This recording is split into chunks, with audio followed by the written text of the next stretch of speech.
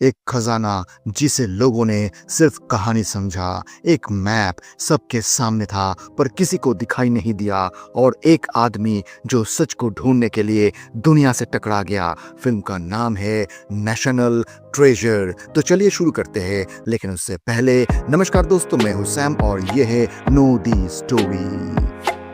Film की शुरुआत एक छोटे बच्चे से होती है जिसका नाम है बेन, जिसे उसका नाना पुरानी किताबें पढ़ते हुए किसी खास चीज की तलाश में देखता है। नाना उसे बैठाकर पुरानी कहानी सुनाते हैं, एक बड़े खजाने की जो इजिप्ट से आया था और जिसे बहुत लोग चुराने की कोशिश कर चुके थे, लेकिन वो अचानक गायब हो गया। नाना बताते हैं कि कुछ लोगों ने उस खजाने को बचाने का जिम्मा लिया। उन्होंने फैसला किया कि ये खजाना इतना बड़ा है कि इसे छुपाकर उसकी हिफाजत करनी होगी। ये कहानी बच्चे के दिल में एक जुनून जगाती है और वो वादा करता है कि वो एक दिन इस खजाने को ढूंढ निकालेगा। कुछ साल बाद वही बच्चा बड़ा हो जाता है और बन जाता है एक ट्रेजर हंटर, यानी खजाने की खोज करने वाला।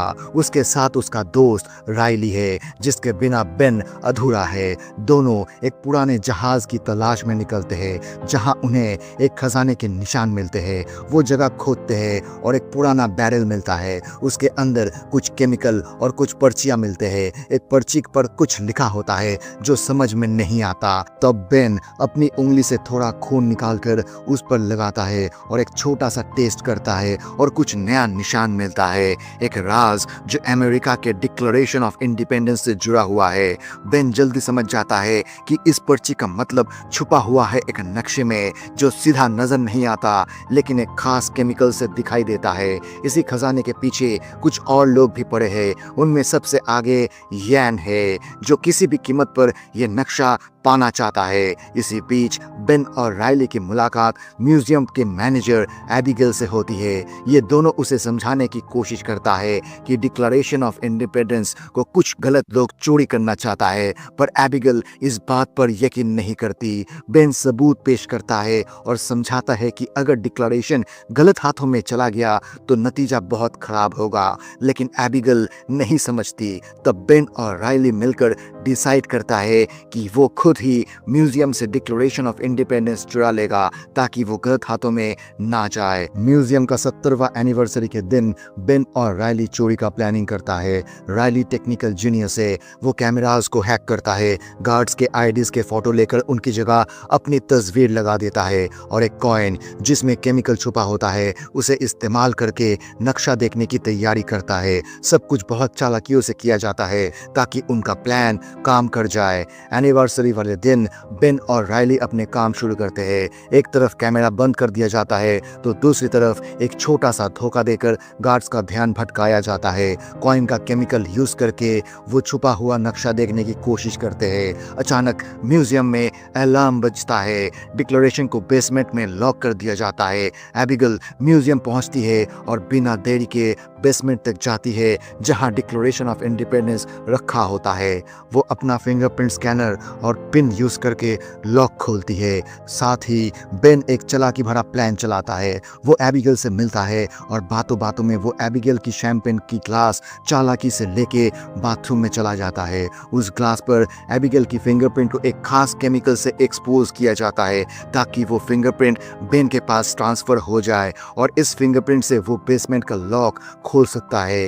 बेन वो फिंगरप्रिंट बेस पर लगाता है और कंट्रोल पैनल पर कुछ बटन्स प्रेस करता है। एक छोटा सा मैकेनिज्म एक्टिवेट होता है जो उन्हें 20 मिनट का समय देता है बेसमेंट तक पहुंचने का।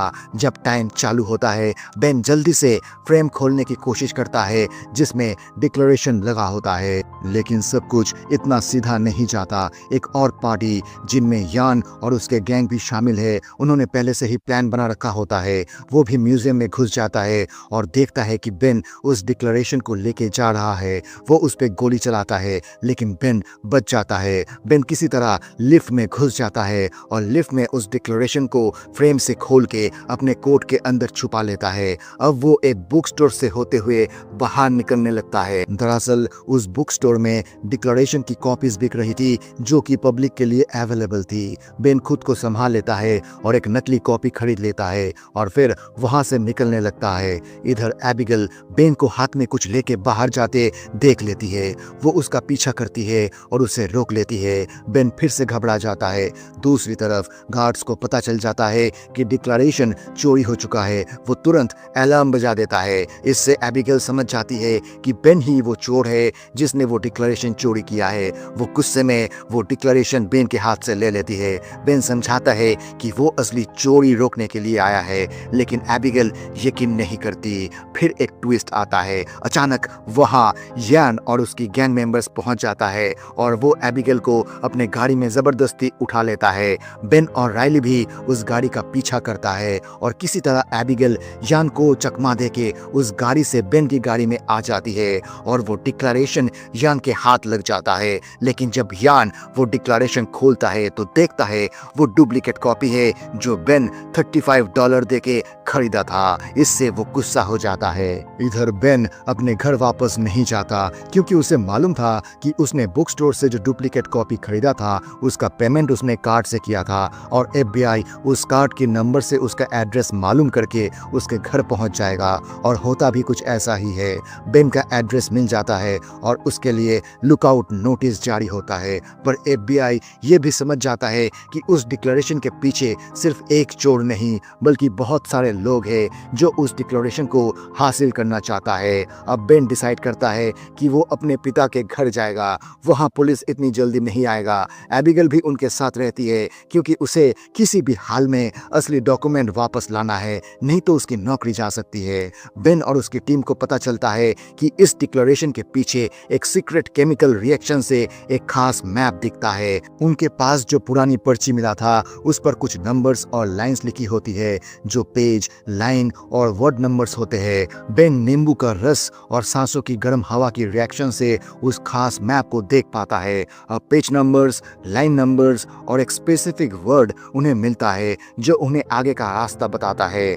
वो लोग निकल पड़ते हैं उस रास्ते पर, लेकिन जाने से पहले बेन अपने पिता को बांध के जाता है ताकि पुलिस ये समझे कि बेन के पिता को कुछ पता नहीं इस बारे में। अब हम देखते हैं राइली एक छोटे बच्चे को कुछ पैसे देता है और कहता है कि म्यूजियम के अंदर एक खास जगह से कुछ वर्ड लिख के लाने के लिए। जब तक वो बच्चा वापस आता है, राइली रास्ते में एक बस देखता है जिसके ऊपर कुछ लिखा था और वो पढ़ते ही उसे कुछ वर्ड्स समझ आ जाता है। वो तुरंत बेन के पास पहुंचता है। बेन उस डिटेल्स को स्टडी करता है और समझ जाता है कि ये एक पजल है, एक ऐसा पजल जिसमें एक बेल होता है और उस बेल पर धूप गिरने से जो परछाई होगा उन्हें उस परछाई को फॉलो करना है। और तभी उन्हें एक पुराना नोट मिलता है जिसमें एक घड़ी की तस्वीर होता है और उस घड़ी में टाइम होता है 2:22। वो समझ जाते हैं कि उन्हें इस टाइम पे ही उस घड़ी के पास पहुंचना होगा। दूसरी तरफ यान म्यूजियम में पहुंच जाता है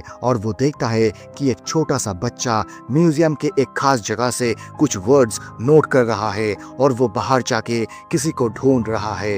यान समझ जाता है कि शायद वो बेन या उसके किसी टीम मेंबर को ढूंढ रहा है। तब यान उस बच्चे को और पैसा देता है और सारे वर्ड्स उससे ले लेता है। फिर वो गूगल में उन सारे वर्ड्स को सर्च करता है और उस बेल के बारे में पता चल जाता है। इधर बेन, राइली और एबिगेल टाइम पर उस बेल और घड़ी के पास पहुंच जाते हैं। वो देखता है कि उस घड़ी की परछाई दीवार के एक खास जगह पर गिर रही है। बेन उस जगह को खोदता है और उसे एक पुरानी चश्मा मिलता है। इसके बाद वो तीनों वहां से निकल ही रहे होते हैं कि अचानक यान और उसके गैंग उन पर हमला कर देता है और उनसे वो डिक्लेरेशन छीन लेता है। और तभी वहां पुलिस पहुंच जाता है और बेन को पकड़ लेता है। राइली और एबिगेल किसी तरह वहां से पुलिस को चकमा देके निकल जाते हैं। पुलिस को पता चलता है कि बेन के पास सिर्फ चश्मा है पर वो डिक्लेरेशन यान के पास है। और तभी बेन को यान कॉल करता है और बोलता है कि अगर वो अपने साथियों को जिंदा देखना चाहता है तो उसको वो चश्मा देना होगा और एक एड्रेस भेजता है। पुलिस समझ जाता है कि यान को पकड़ने के लिए बेन को छोड़ना होगा और वो बेन को छोड़ देता है। पर उस पर पुलिस कड़ी नजर रखती है। अगले दिन बेन येन से मिलने एक जहाज के डॉक में जाता है और वहां येन के लोग छुपके से आके उसे पानी में कूदने को कहता है ताकि पुलिस से पीछा छुड़ाया जा सके। बेन वैसा ही करता है। पानी के नीचे येन का एक आदमी पहले से ऑक्सीजन मास्क लेके इंतजार कर रहा था। वो तुरंत बेन को ऑक्सीजन मास्क पहनाता है और उसे एक दूसरे डॉक में ले जाता है। वहां वो येन से मिलता है। येन उसे साथ मिलकर उस खजाने को ढूंढने के लिए कहता है, पर बेन राजी नहीं होता। तब येन बेन के पिता को दिखाता है जिसे वो किडनैप कर लिया था। अब बेन को मजबूरन राजी होना पड़ता है। अगले सीन में हम देखते हैं कि वो सब एक चर्च में जाते हैं और एक कॉफिन को तोड़ने लगता है। उसके अंदर उन्हें एक खुफिया रास्ता मिलता है। वो उस रास्ते से अंदर जाते हैं और बहुत पुराने और खतरनाक सीढ़ी मिलता है। वो सब उस सीढ़ियों से चढ़ने लगते हैं। तभी एक आदमी सीढ़ी टूट के नीचे गिर जाता है। किसी तरह वो सब बचते हुए एक चेंबर तक पहुंचते हैं, पर वहां कोई खजाना नहीं था। ये देख के यान गुस्से से भर उठता है और उसे लगता है कि बेन उसे धोखा दे रहा है। तब यान धमकी देता है और कहता है, या तो सच बताओ या फिर सबको यहाँ पे मरने के लिए छोड़ के हम चले जाएंगे। तब बेन का पिता कहता है कि वो दरअसल गलत जगह पे आया है। असली खजाना यहाँ से बहुत दूर एक दूसरी चर्च में है। ये सुन के यान जाने लगता है। बेन के पिता उन्हें भी साथ लेने को कहता है, पर यान नहीं सुनता और वो चला जाता है। रायली अब बहुत डर गया होता है। उसे लगता है कि वो अब यहाँ से कभी नहीं निकल पाएगा। लेकिन तभी बेन एक पुरानी दीवार के पास जाता है जिसमें एक आग का निशान बना होता है। वो दीवार के नीचे एक छोटा सा बटन ढूंढता है और जैसे ही उसे दबाता है पूरी दीवार हिलने लगती है।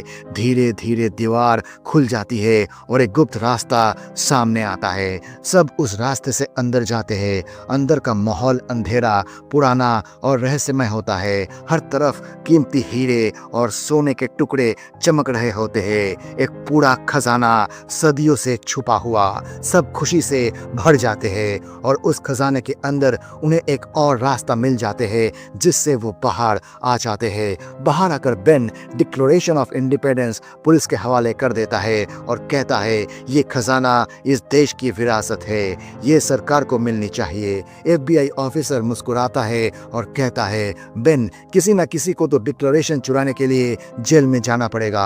बेन मुस्कुरा कर कहता है, तो फिर यंग का एड्रेस ले लीजिए। और इस तरह यंग और उसकी टीम को पकड़ लिया जाता है। बाद में बेन को गवर्नमेंट के तरफ से खजाने का एक हिस्सा मिलता है, लेकिन बेन सिर्फ एक छोटा सा हिस्सा ही रखता है।